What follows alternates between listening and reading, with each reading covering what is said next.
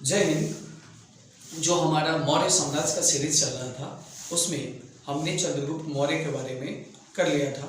अब हम आते हैं मौर्य साम्राज्य के दो और शक्तिशाली शासक हुए, एक बिंदुसार और दूसरा अशोक। इनके बारे में जानते हैं।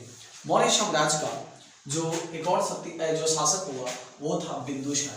कौन था? बिंदुसार था। यह चंद्रगुप्त मौर्य का पुत्र था। बिंदुसार कौन था? तो यह चंद्रगुप्त मौर्य का पुत्र था। यूनानी लेखकों ने, यूनानी जो लेखक थे, उन्होंने किसको? बिंदुसार को अमित्रघात कहा, जिसका मतलब होता है शत्रु विनाशक। अमित्रघात का मतलब क्या होता है? शत्रु विनाशक। जो यह बिंदुसार जो था, यह आजीवक संप्रदाय का अनुयायी था। कौन था? यह आजीवक संप्रदाय का अनुयायी था। कौन? बिंदुसार। और बिंदुसार जो आजीवक संप्रदाय का अनुयायी था, जो आजीवक संप्रदाय था, उसके जो संस्थापक थे वो मखाली मोशाल थे। कौन थे? मखाली मोशाल थे। ठीक है। अब आते हैं इसी क्रम में हम अशोक को जानते हैं। अशोक जो हुआ ना, कहा जाता है कि पूरे मौर्य साम्राज्य में सबसे जो अगर शक्तिशाली शासक कोई हुआ तो वो कौन था? अशोक था। अशोक मौर्य साम्राज्य का शक्तिशाली शासक होने के साथ साथ उसने उसके साथ एक घटना घटी। उसने अपने 99 भाइयों की हत्या उसको करनी पड़ी और फिर जाके उसको दोबारा राज्याभिषेक अपना वो करवाया।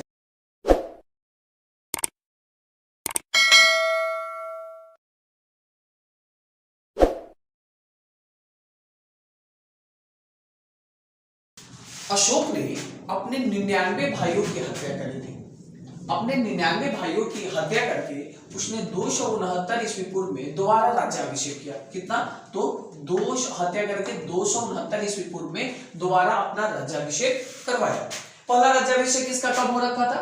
तो 273 ईस्वी पूर्व में हुआ था। कब हुआ था? पहला राज्याभिषेक जो हुआ था अशोक का, वो क्या हुआ था? 273 ईस्वी पूर्व हुआ था। अच्छा, थोड़ा सा अशोक के माता का और पिता का नाम जान लिया जाए। अशोक का जो पिता था वो कौन था? बिंदुसार था।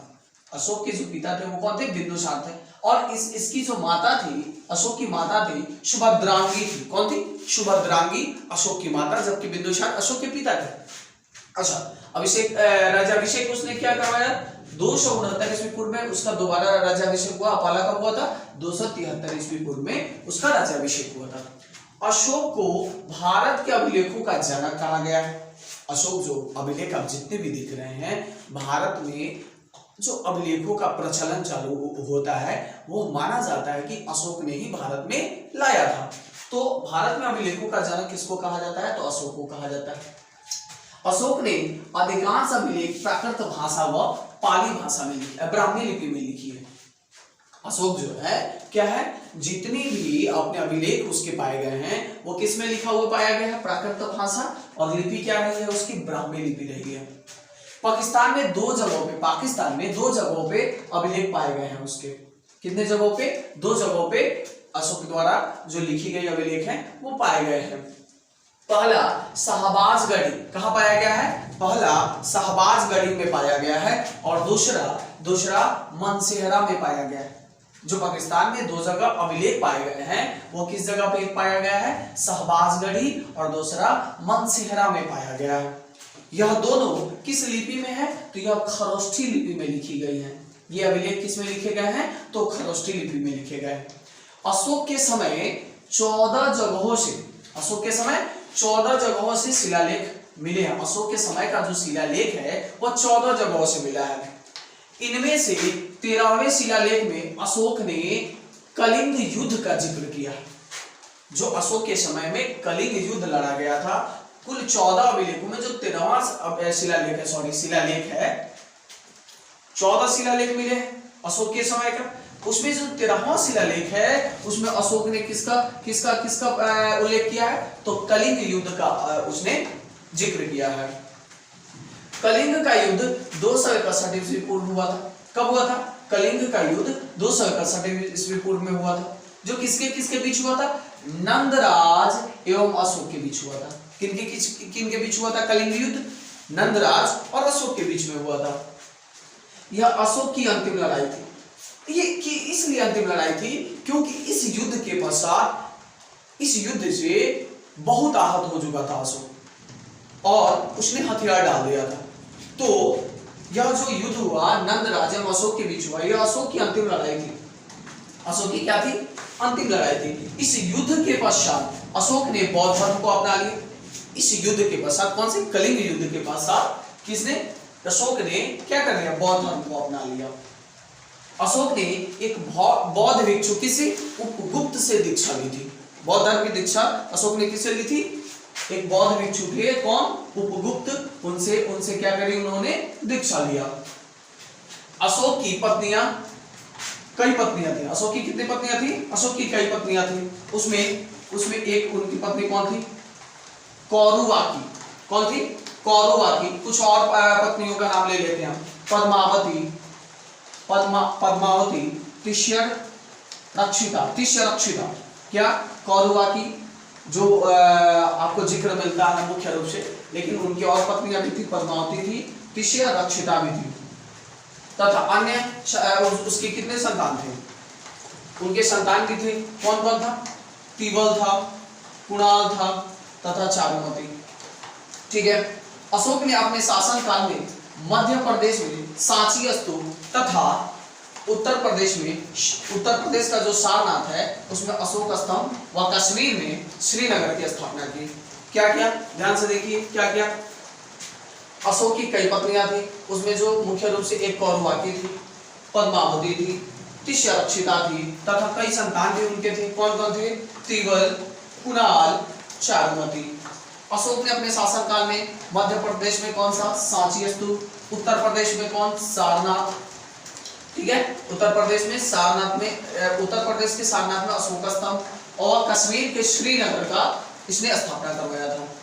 अशोक ने तीसरा बौद्ध सम्मेलन कहाँ करवाया था? तीसरा बौद्ध सम्मेलन करवाया था किसने?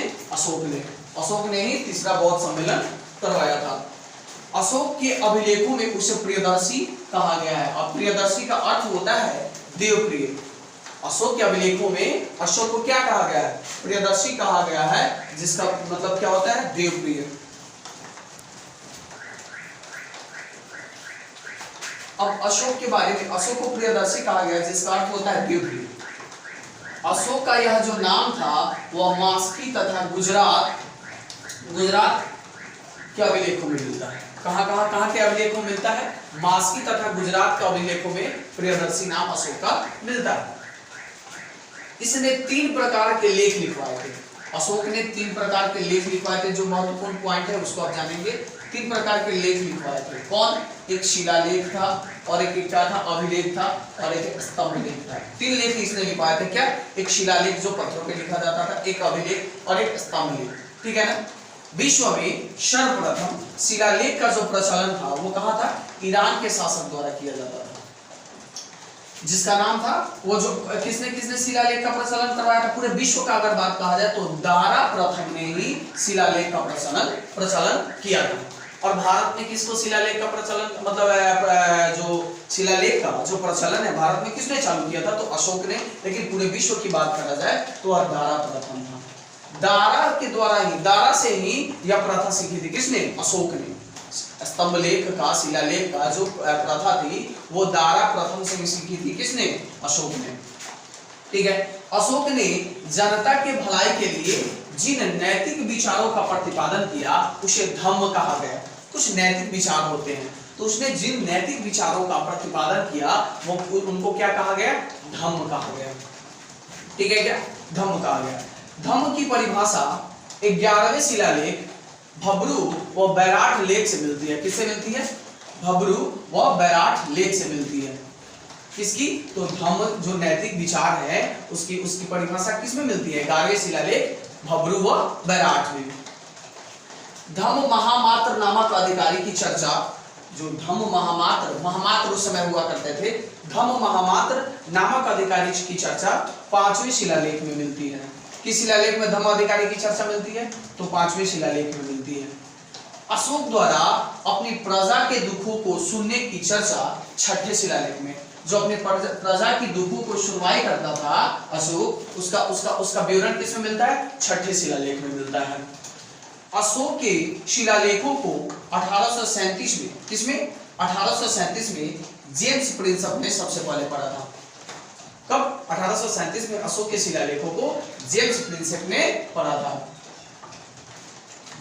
अच्छा, इसने कुछ मुद्राएं छपवाई, जिसे शतमान, चांदी का सिक्का था, शतमान चलवाया इन्होंने। क्या उसका नाम क्या, वो किससे बना था, तो चांदी का सिक्का था, अशोक ने ही चलवाया था।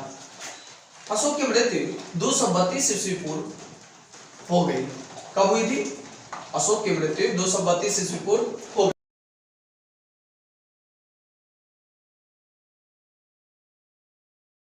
मृत्यु के बाद स्टार्ट, उसकी मृत्यु के बाद कमजोर उत्तराधिकारी के कारण मौर्य वंश का पतन हो गया। जब वो अशोक की मृत्यु हो गई तो कमजोर उसके उत्तराधिकारी मिले और जिससे उसका क्या हो गया, पतन हो गया। अंतिम मौर्य शासक बृहद्रथ था।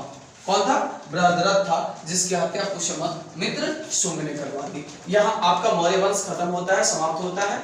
ऐसे ही शॉर्ट वीडियो आपको देखना हो तो आप कमेंट कर सकते हैं। इसके लिए मैं क्या करूंगा, ऐसे लिख के मतलब इंपॉर्टेंट पॉइंट्स को और वहां पे आपको करवा दूंगा, जिससे आपको रिवाइज होगा। किसी भी एग्जाम में जाने से पहले आप 5 मिनट देख सकते हैं।